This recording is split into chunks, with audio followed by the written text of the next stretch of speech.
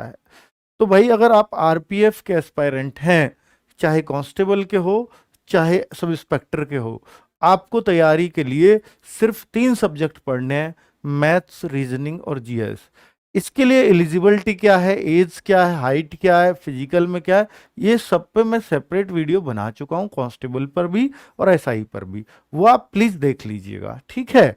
तो अब मैं आपको बात करने वाला हूं कि अगर कोई बच्चा ये सोचे कि सर मेरे को आरपीएफ की तैयारी करनी है, मैं कांस्टेबल के लिए भी एलिजिबल हूँ, मैं सब इंस्पेक्टर के लिए भी एलिजिबल हूँ, तो मेरे को तैयारी में करना है तो क्या करना चाहिए अभी शुरू।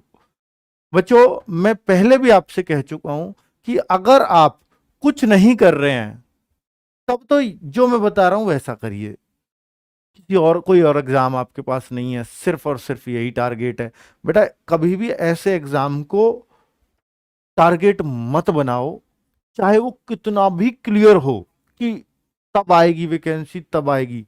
कभी भी उस एग्जाम को टारगेट करके पढ़ाई मत करो जिसकी वैकेंसी आपके पास ना हो।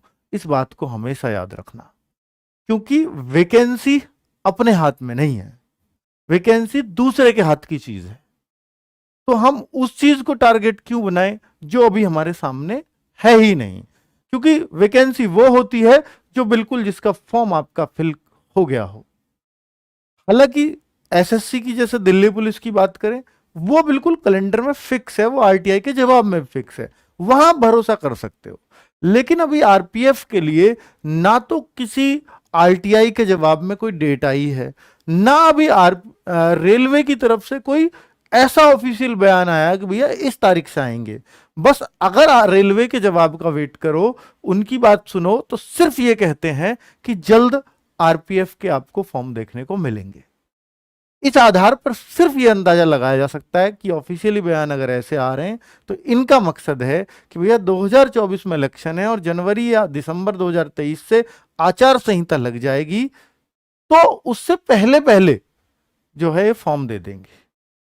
एग्जाम कब होगा क्या होगा वो एक अलग मैटर है, ठीक है बच्चों। तो मैं अगर बोलूं कि क्या दोनों भर्तियों के फॉर्म एक साथ आएंगे, जी हां, ये खुश करने के लिए आपको ऐसा हो सकता है फॉर्म तो अलग अलग ही भरना पड़ेगा, कांस्टेबल और सब इंस्पेक्टर के फॉर्म बिल्कुल आगे पीछे आए, ये चांसेस हैं।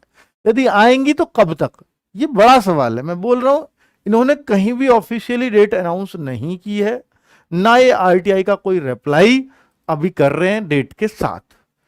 तो आरटीआई का रिप्लाई कर भी नहीं सकते जब तक ऑफिशियल अनाउंस ना हो जाए मेरे ख्याल से, तो ठीक है बच्चों, क्योंकि डेट अभी इनको खुद ही नहीं पता कि हमें किस डेट को, ऊपर से आदेश आएगा मिनिस्टर साहब का तब दे देने हैं इनको, ठीक है। बाकी इनको जरूरत है, ये जरूरत पहले से दिखाते रहे हैं, ठीक है बच्चों। यदि आएंगी तो कब तक आएंगी, तो 2023 में ही।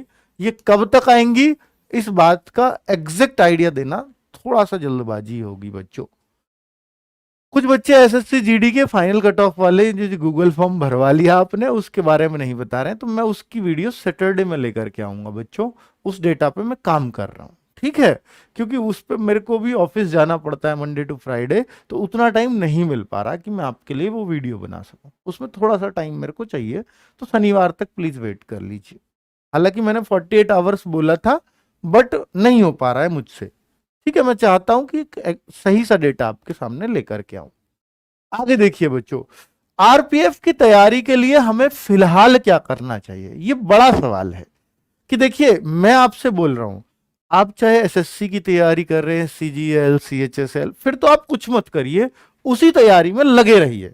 क्योंकि मैं ये मानता हूं कि आरपीएफ में कांस्टेबल निकाले या सब इंस्पेक्टर निकाले, निकालेगा वही बच्चा जो किसी ना किसी तैयारी में लगा हुआ होगा। क्योंकि आप किसी की भी तैयारी में लग रहे हैं, मैथ, रीजनिंग, जीएस 3 सब्जेक्ट जरूर पढ़ रहे होंगे, और वही 3 इसमें आते हैं, इसके अलावा कुछ नहीं आता, सिर्फ मैथ, रीजनिंग, जीएस ही आते हैं, बस लगे रहना है। अब आप कुछ नहीं कर रहे हैं, सर मेरा कोई और एग्जाम नहीं है, तो फिर आप इसकी तैयारी कैसे करें, उसके लिए मैं आपको बता रहा हूं, अगर आपका सिर्फ टारगेट आरपीएफ है तो, ठीक है। तो आरपीएफ की तैयारी के लिए हमें फिलहाल क्या करना चाहिए, कौन सी बुक पढ़ें, और एज की जो बात है बच्चों, इसमें छूट मिलेगी या नहीं, इसके लिए चांसेस हैं, क्योंकि कोरोना के बाद पहली बार आरपीएफ आ रहा है, तो छूट मिलने के पूरे पूरे चांसेस हैं। क्योंकि एसएससी ने भी अपनी वैकेंसीज में दिया है, जैसे जीडी वगैरह में कोरोना के बाद अगर कोई भी वैकेंसी पहली बार आ रही है, जैसे सीआरपीएफ ने भी दिया है, उन्होंने दिया नहीं था, कोर्ट में जाके बच्चे लेकर आए, तो जज साहब ने सिर्फ यही बोला था कि कोरोना के बाद अगर आपकी वैकेंसी पहली बार आ रही है तो पहली बार वाली में आपको छूट देनी चाहिए, और उन्होंने फिर दी। ठीक है, नोटिस ही दे दिया था जज साहब ने उनको।